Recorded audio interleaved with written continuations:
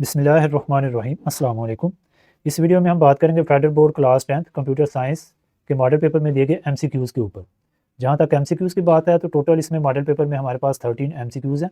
तो इंशाल्लाह इस वीडियो में हमने ना सिर्फ इन एमसीक्यूज़ को सॉल्व करना है बल्कि कोशिश करनी है कि जिन टॉपिक्स पे ये एमसीक्यूज़ गिवन है उनको भी काफ़ी हद तक जो है वो समझा जाए। अब चूँकि हम कंप्यूटर साइंस और एआई की बात कर रहे हैं तो मैंने कोशिश किया कि एआई वॉइस ओवर के ज़रिए ही आपको ये एमसीक्यूज़ एक्सप्लेन करने की।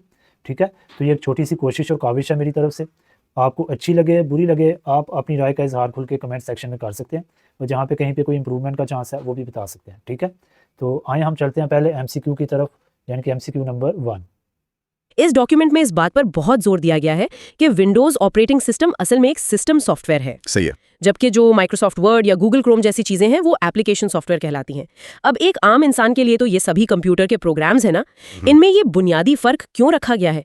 क्या हम सिर्फ वर्ड या क्रोम को डायरेक्टली हार्डवेयर पर नहीं चला सकते? सीधा सा जवाब है, बिल्कुल नहीं चला सकते। इस फर्क को समझने के लिए एक थिएटर या स्टेज प्ले का तस्वुर करें। अच्छा, एक थिएटर। हाँ, देखें जो माइक्रोसॉफ्ट वर्ड, गूगल क्रोम या फोटोशॉप हैं, ये वो अदाकार हैं जो स्टेज पर आकर अपना खास किरदार अदा करते हैं। किसी का काम लिखना है, किसी का तस्वीर बनाना। ठीक है। लेकिन जो विंडोज ऑपरेटिंग सिस्टम है वो पूरा स्टेज है। वो साउंड सिस्टम है, लाइट्स का निज़ाम है और पर्दे के पीछे बैठा हुआ मुकम्मल डायरेक्टर है। ओह, यानी वो सब कुछ कंट्रोल कर रहा होता है। बिल्कुल।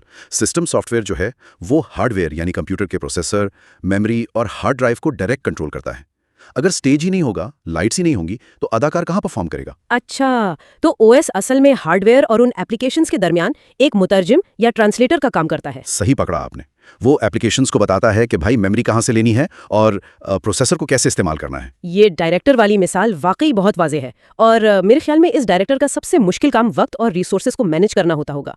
यहाँ पेपर में एक कॉन्सेप्ट आता है प्रोसेस शेड्यूलिंग का। बहुत अहम कॉन्सेप्ट है ये। अगर हम कंप्यूटर के दिमाग यानी सीपीयू की बात करें तो वो असल में एक वक्त में एक ही इंस्ट्रक्शन को प्रोसेस कर सकता है ना, लेकिन हम तो एक ही वक्त में गाने भी सुन रहे होते हैं, इंटरनेट पर ब्राउजिंग भी कर रहे होते हैं और बैकग्राउंड में कोई फाइल भी डाउनलोड हो रही होती है। हाँ, हमें लगता है सब एक साथ हो रहा है। तो क्या ये ओएस किसी मास्टर शेफ की तरह काम कर रहा है? जैसे एक बावर्ची खाने में शेफ एक ही वक्त में चूल्हे पर मुख्तलिफ खाने पका रहा होता है, कभी एक पतीले में चम्मच चलाता है, फिर फौरन दूसरे की आंच कम करता है ताकि कोई सालन जल ना जाए। ये तमशील बिल्कुल ठीक बैठती है। बस इसमें स्पीड यानी रफ्तार का इजाफा कर लें।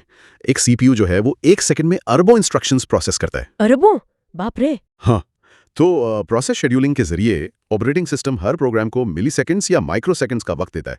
वो पहले गाने वाले प्रोग्राम को थोड़ा सा सीपीयू देता है, फिर फौरन इंटरनेट ब्राउजर की तरफ जाता है, फिर बैकग्राउंड डाउनलोड की तरफ। और ये सब इतनी तेजी से होता है कि हमारी आंख और दिमाग को लगता है कि सब कुछ पैरेलल चल रहा है। एग्जैक्टली।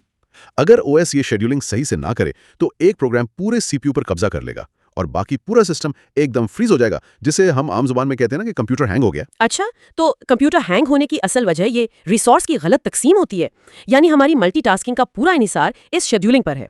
अब यहाँ से एक और अहम सवाल जन्म लेता है, वो है कंप्यूटर की जबान का। जबान का? हाँ। हमने हार्डवेयर और ओएस की बात तो कर ली, लेकिन ये सब आपस में किस जुबान में बात करते हैं?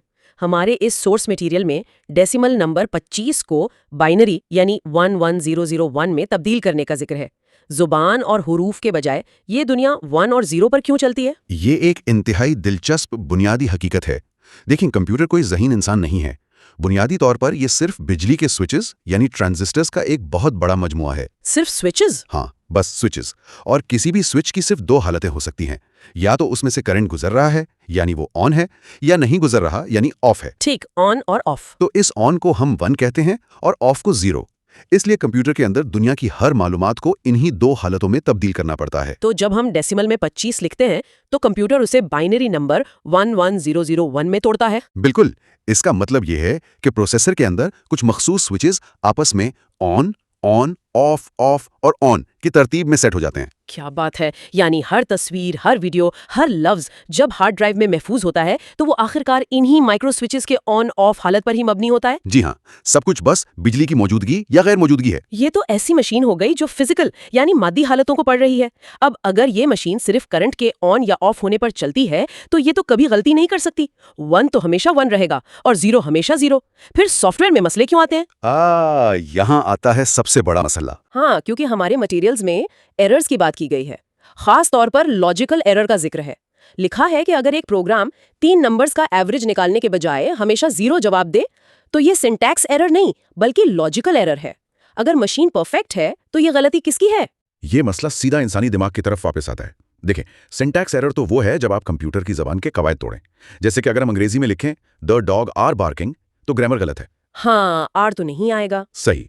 तो कंप्यूटर ऐसी सिंटैक्स की गलती पर फौरन प्रोग्राम को रोक देता है और कहता है मुझे समझ नहीं आई, इसे ठीक करो। ठीक है, वो क्लियर बता देता है कि मसला है। लेकिन लॉजिकल एरर की कहानी इसके बिल्कुल बरअक्स है, और इसीलिए यह सबसे खतरनाक होता है। लॉजिकल एरर में प्रोग्राम मुकम्मल तौर पर ठीक चलता है, सिस्टम क्रैश नहीं होता।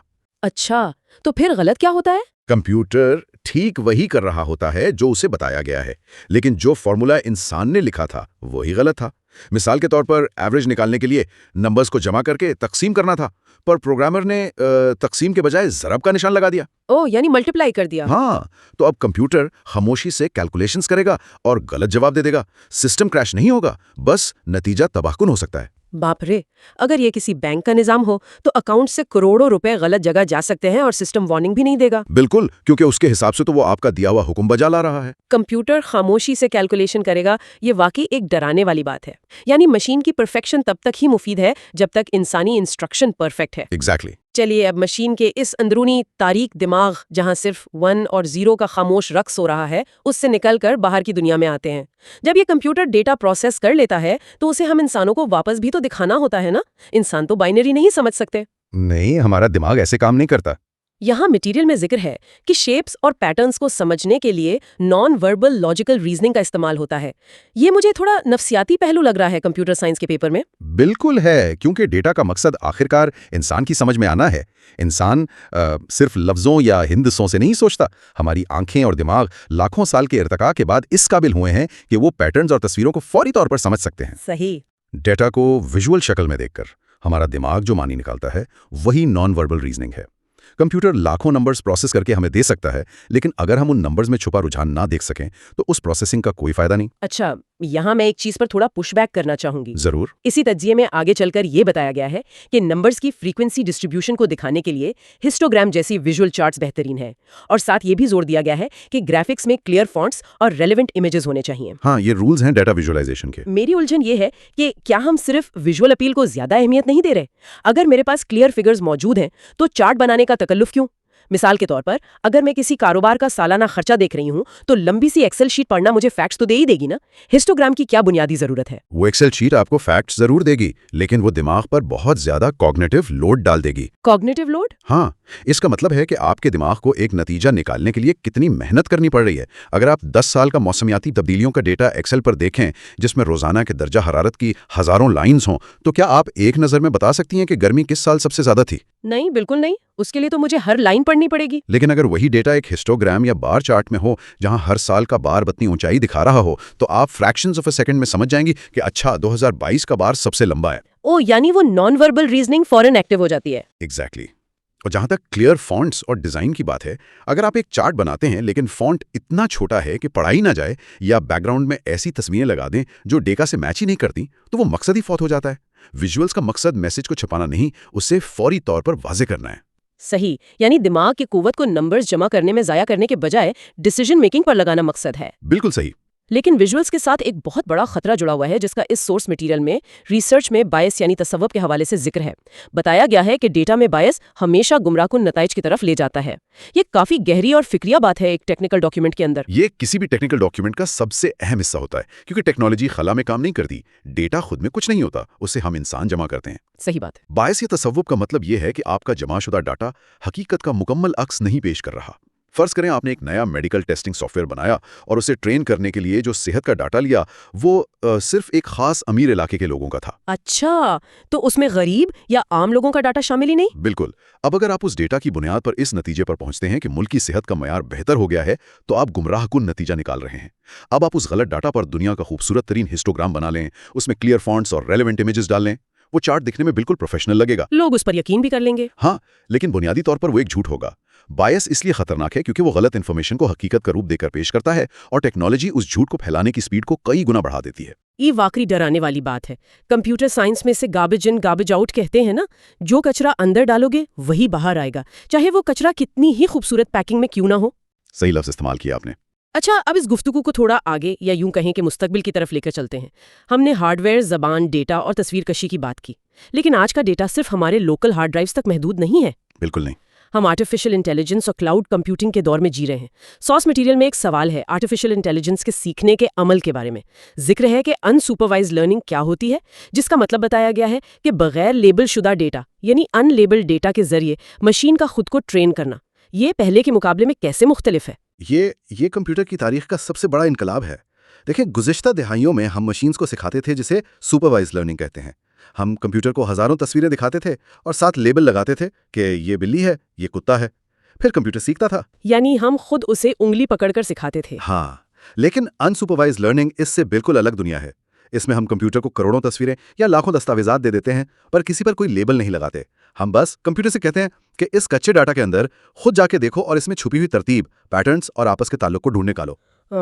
अगर मैं इसकी एक मिसाल दूं तो ये बिल्कुल ऐसा है जैसे किसी इंसान को बगैर किसी डिक्शनरी, बगैर किसी उस्ताद या गाइडबुक के एक बिल्कुल अजनबी मुल्क में छोड़ दिया जाए। ठीक है। वो शख्स किसी को जानता नहीं, जबान का एक लफ्ज नहीं समझता, लेकिन वो रोजाना वहां के लोगों को बात करते देखता है। वो देखता है कि जब लोग एक खास आवाज निकालते हैं तो वो हाथ मिलाते हैं, जब दूसरी आवाज निकालते हैं तो वो चीजें खरीद रहे होते हैं। हाँ, बिल्कुल।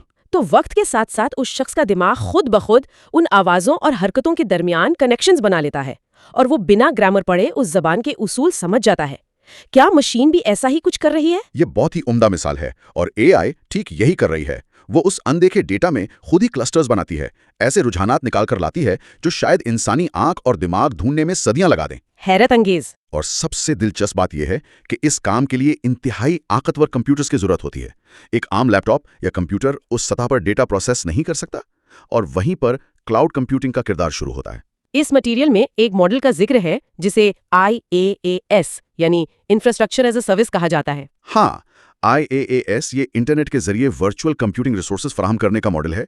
यानी अब आपको बड़े बड़े सुपर कंप्यूटर्स खरीदने की जरूरत नहीं है। बिल्कुल जरूरत नहीं। मैं इसे ऐसे समझती हूँ कि अगर आपको कोई नया बड़ा कारोबार या फैक्ट्री लगानी है तो एक रास्ता तो यह है कि आप खुद जमीन खरीदें, ईंटें मंगवाएं, बिल्डिंग बनवाएं, बिजली और पानी का निजाम खुद सेट करें, जिसमें सालों लग जाएंगे। हाँ, और लाखों रुपए शुरू में ही फंस जाएंगे। दूसरा रास्ता ये है कि आप एक बनी बनाई, फुली फर्निश्ड और एयर कंडीशनड ऑफिस बिल्डिंग किराए पर ले लें। आप जब चाहें अपनी जरूरत के मुताबिक रेंट दें और काम शुरू कर दें। IaaS बिल्कुल ऐसी ही बनी बनाई डिजिटल बिल्डिंग है ना? और ये डिजिटल बिल्डिंग इंटरनेट पर मौजूद होती है। आज की कंपनियों को अपने डेटा सेंटर्स बनाने में वक्त जाया करने की जरूरत नहीं है। Amazon, माइक्रोसॉफ्ट या गूगल जैसी कंपनियों ने पहले से सर्वर फार्म्स बना के रखे हैं। ठीक। आप उनसे IaaS मॉडल के तहत सर्वर्स, स्टोरेज और नेटवर्किंग किराए पर ले लेते हैं। आपको हार्डवेयर की मेंटेनेंस या बिजली के बिल की फिक्र नहीं होती। और जब आपके पास इतना बेपनाह, ताकतवर और आसानी से दस्तयाब इंफ्रास्ट्रक्चर होता है तो उस पर NLP यानी नेचुरल लैंग्वेज प्रोसेसिंग जैसी टेक्नोलॉजीज बासानी परवान चढ़ती हैं। कि गहराई में जाएं तो समझ आता है कि असल में कितना मुश्किल काम है। हमने पहले बात की थी कि कंप्यूटर सिर्फ बाइनरी यानी 1 और 0 समझता है। सही। लेकिन इंसानी जबान बिल्कुल वाज़ेह नहीं होती। हमारी ज़बान में मुहावरे होते हैं, तनाज़ो होता है और सियाको सबाक यानी कॉन्टेक्स्ट होता है। अगर आप असिस्टेंट से कहें यहाँ बहुत ठंड लग रही है तो इसका मतलब ये भी हो सकता है कि हीटर चला दो या फिर खिड़की बंद कर दो। हाँ, कंप्यूटर को कैसे पता चलेगा कि इरादा क्या है? एग्जैक्टली। तो NLP असल में वो कॉम्प्लेक्स पुल है जो इस नामुकम्मल इंसानी गुफ्तगू को कंप्यूटर की मैथमेटिकली परफेक्ट दुनिया में ट्रांसलेट करता है।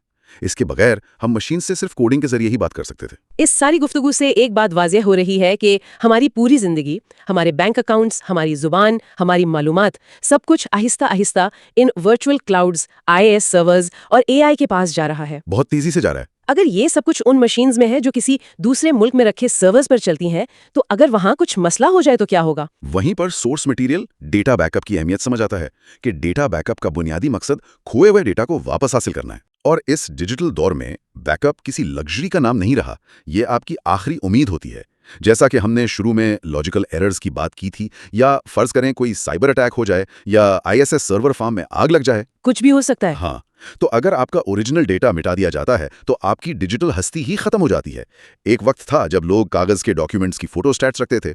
आज जब कारोबारी पूरे का पूरा क्लाउड पर है तो रियल टाइम डेटा बैकअप ही वो वाहिद लाइफ जैकेट है जो सिस्टम क्रैश की सूरत में आपको डूबने से बचा सकती है। सही। अब यहाँ तक हमने टेक्नोलॉजी की मुकम्मल मशीन को समझ लिया है, बाइनरी से लेकर AI और क्लाउड तक। लेकिन इन सब चीजों का एक समाजियाती पहलू भी है जिसका इस मटेरियल में जिक्र बहुत ही नुमाया है। बताया गया है कि तलबा डिजिटल डिवाइड यानी डिजिटल खलीज को खत्म करने के लिए क्या किरदार अदा कर सकते हैं। ये सबसे अहम सवाल है। और जवाब दिया गया है प्रमोटिंग डिजिटल लिटरेसी यानी डिजिटल तालीम को फरोग देकर। ये सवाल कंप्यूटर साइंस के निसाब को मुआशरे की साख्त से जुड़ता है। और ये इस मटेरियल का सबसे गहरा सबक है।